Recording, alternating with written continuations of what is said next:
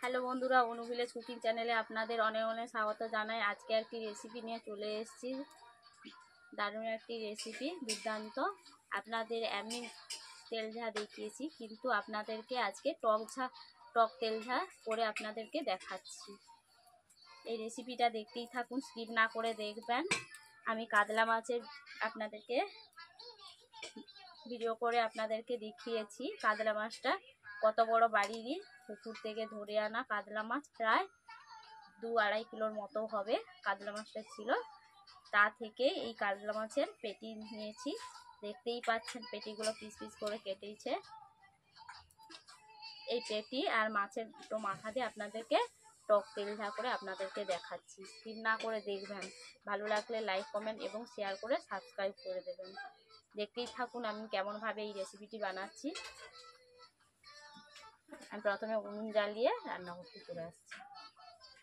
বন্ধুরা দেখতে পাচ্ছেন উনুন জ্বালিয়ে ফেলেছি, কড়াই বসিয়ে দিচ্ছি। কড়াইতে আমি প্রথমে তেল দিয়ে দিচ্ছি।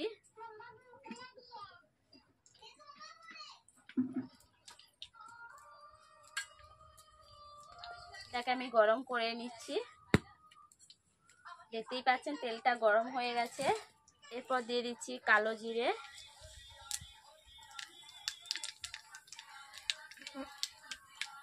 এরপর দিয়ে দিচ্ছি পেঁয়াজ কুচো,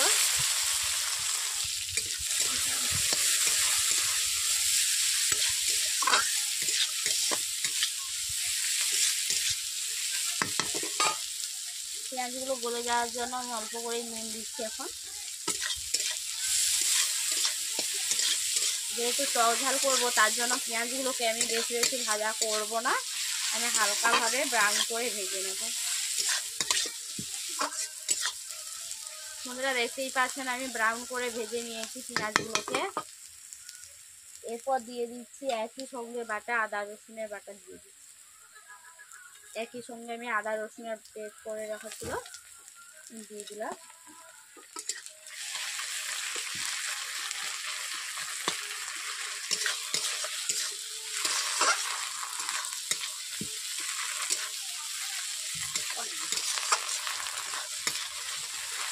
বন্ধুরা দেখতেই পাচ্ছেন আদা রসুন একই সঙ্গে পেঁয়াজের সঙ্গে আমি ভেজে নিয়েছি।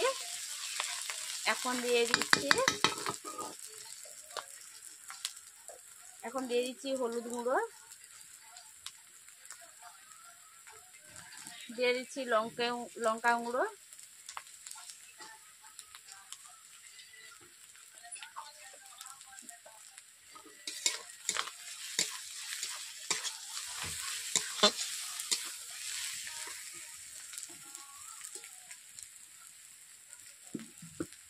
কড়াইতে যেহেতু বসে আছে তার জন্য আমি সামান্য করে জল দিয়ে দিচ্ছি।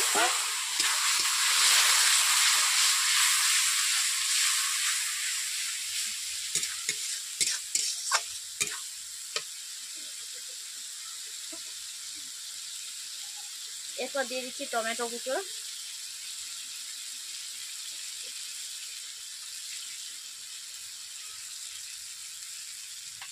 আর দিয়ে দিচ্ছি 2টো কাঁচা লঙ্কা।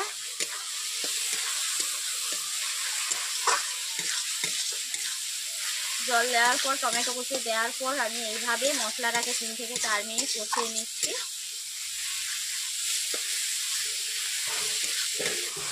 বন্ধুরা দেখতেই পাচ্ছেন আমি মশলাটাকে কষিয়ে নিয়েছি ভালোভাবে 3 থেকে 4 মিনিট।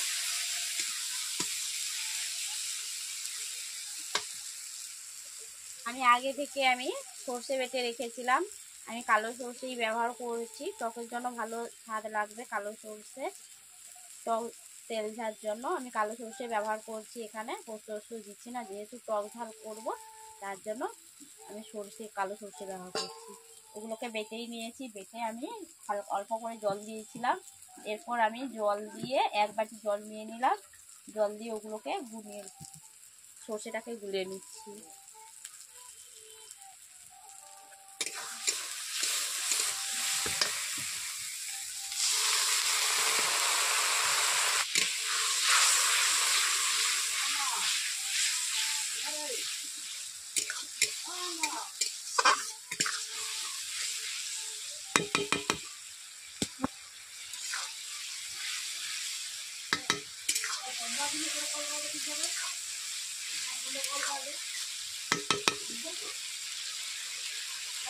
এরপর আমি সরষের জল দিয়ে দিচ্ছি।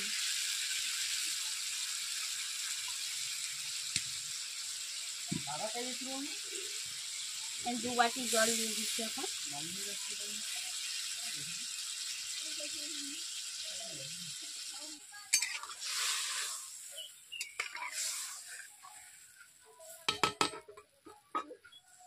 টকের ফুট যেহেতু চলে এসছে তার জন্য আমি দুটোই আমচুর ব্যবহার করছি, ছোট ছোট আমচুর দেখতেই পাচ্ছেন হাতের মধ্যে আছে। এই আমচুরগুলো এই টক ঝালের মধ্যে দিয়ে দিচ্ছি। এরপর স্বাদ মতো নুন দিয়ে দিচ্ছি।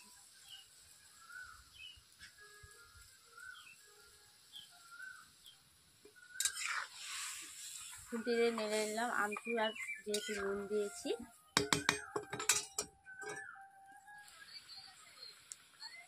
বন্ধুরা দেখতেই পাচ্ছেন তেল ঝালটা ফুটছে, তার জন্য আমি মাছের মাথা দিয়ে দিচ্ছি। এখন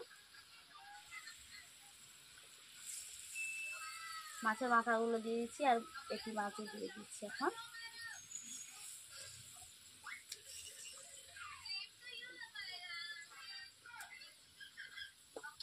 ভেজে রাখা মাছগুলো আমি সবটি দিয়ে দিচ্ছি। এরপর আমি খুন্তি দিয়ে অল্প করে নেড়ে নিই যাতে মাছগুলো না ভেঙে যায়।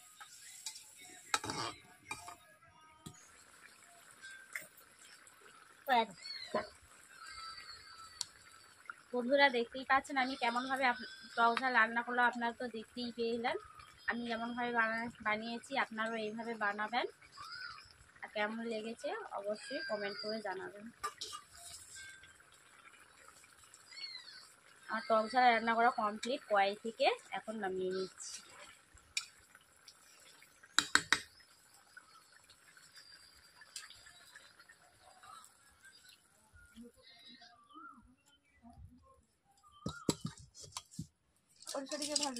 সবজি ভাজা দিয়েছি, আমি মাছটা ভাজতে ভাজতে